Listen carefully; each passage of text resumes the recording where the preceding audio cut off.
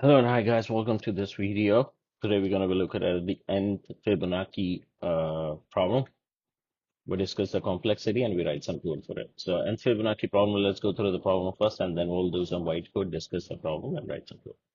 So the Fibonacci sequence is defined as follows. The first number of the sequence is 0, second is 1, the nth number is the sum of n minus 1 and n minus 2 numbers. Write a function that takes an integer n and returns the nth Fibonacci number. Important note, the Fibonacci sequence is often defined as its first two numbers as f0 of 0, f1 of 1. For the purpose of this question, the first Fibonacci number is f0, therefore get nth Fibonacci. Okay, let's dive into the whiteboard and we'll see what the problem is trying to say. Okay, 1 second. Get the whiteboard here.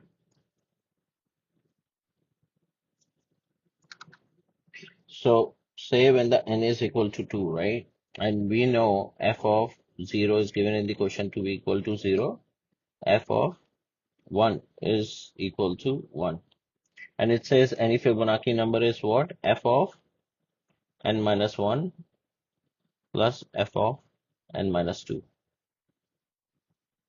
Okay, this is the formula. So we take first 0, second number is 1. Third number would be what? F of n minus 1. N minus 1 would be what? 0, 1, 2. So 2 minus 1 would be what? This n minus 1. This is n minus 2. Right? If we add them both, what do we get? 0 plus 1, 1. Now for 3, what is my n minus 1?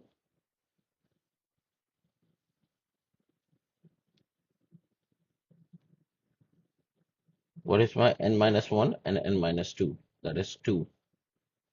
4, what is my n minus 1 and n minus 2? That is 3. Right? Now, what is my 5? What is 3 plus 2? That's 5. 5 plus 3, 8. 8 plus 5, 13. 13 plus 8, 21. Okay. So we have this list. I just created a small list. So it says n is equal to 2. So check the second number. The output is 1. For n equal to 6, what is the output? 1, 2, 3, 4, 5, 6. Right? So number 5 would be the output for the n6. n7, what would be the output? 8. n8, what would be the output? 13. Now for us to build this, right, every time we have to calculate this function. But so the max number of nodes that we touch or maximum numbers that we touch is going to be equal to O of n, which would be our time complexity. And space complexity would be also O of n because I'm going to be storing all these numbers in an array of 6, which is you can also say n, array of size n. Right? So let's dive into the code. Let me try to solve this.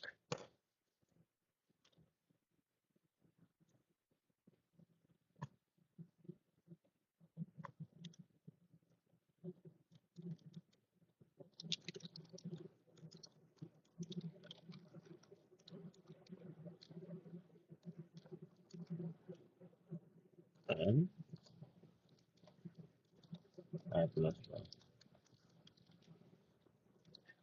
So first create an array of integer array of data equal to new data, new integer array of size n, right? And your data, as we first of all we know, after we create the data, right? We know data of 0. This data is basically gonna store my results. Equal to 0 and data of 1 is equal to 1, right? So for I is equal to 0, I is less than ni plus plus. I'm not gonna, as I know 0 and 1 value at the index 0 and 1, I'm gonna start this from index 2, and I'm gonna say data of I minus 1 plus data of I minus 2, right, is equal to data of I,